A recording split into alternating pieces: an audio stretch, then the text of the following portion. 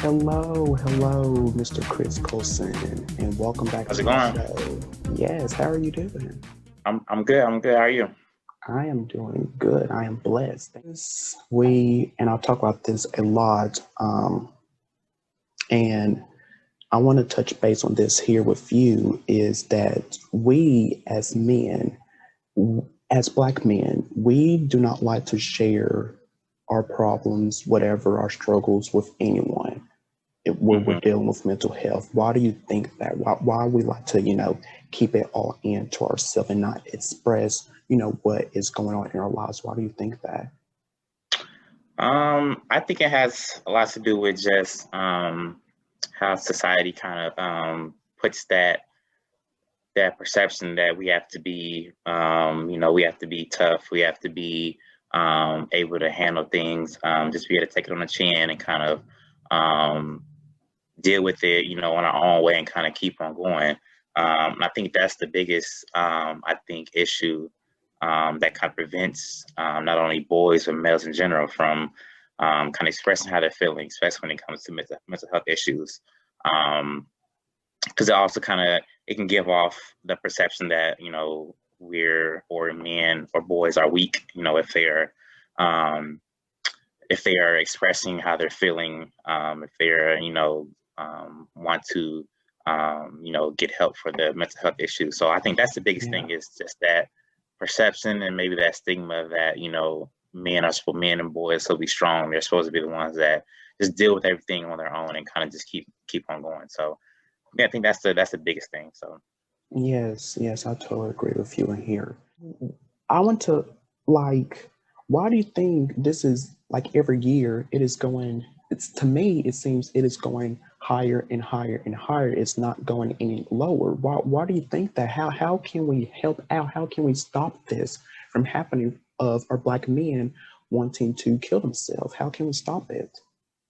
I think it kind of goes back to what we just talked about. I think it's kind of a snowball effect. The fact that they're not, or we're not willing um, to express ourselves and kind of let others know how we're feeling and kind of get that help.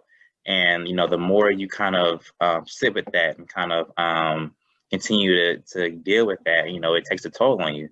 And I think just not being able to have that outlet to be able to, talk to someone to express how we're feeling, um, and get that help, I think it leads to depression, anxiety, and then when that's not taken care of, that's when you kind of lead to those suicidal ideations, and then unfortunately to the actual, the act of suicide. So I think it all kind of goes hand in hand.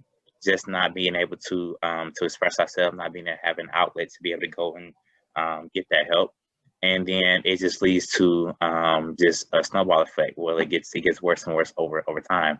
And I think what can kind of help to kind of put a stop to that or kind of reverse it is just reaching out to more Black males, giving Right. them resources, giving them options for outlets to be able to go talk to someone. And I think the biggest thing is letting them know that it's okay if you need help. It's not a sign of weakness. Everyone needs help at some point in their life, especially with mental health issues. It's important to be able to get the help because it can get worse over time. So I think it's important to give them outlets, give them resources, so they can go and talk to someone, or they can go sit down with someone and kind of express how they're feeling, and just make that more of a thing that we're doing. So it's not Yeah. like it's looked down upon. More make it so that more people are doing it. And then hopefully more males be willing to take that step to be able to say, okay, I need help, and be able to actually go and get that help. But I think there's a snowball effect. It goes back to not being able to express ourselves, not being able to have the outlet, and not having those resources, whether it be because we don't have it in our vicinity, or it's because we were not willing to go and actually look for those things. So Yeah, and I want to go back to um, what if they do not have like a father in their life or a black male teacher in their life, what are some other ways that they can find, a trusted black man to come to and share whatever their problems with? I think there's a lot of different other options. There's mentors out there. There's what, if they're into sports, you have coaches and things like that that can possibly play that, that father figure for them.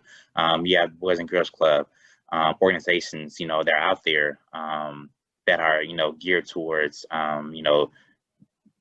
giving, kind of, those individuals a father figure, if they don't have one, because there are a lot of kids growing up that don't have that black male father figure.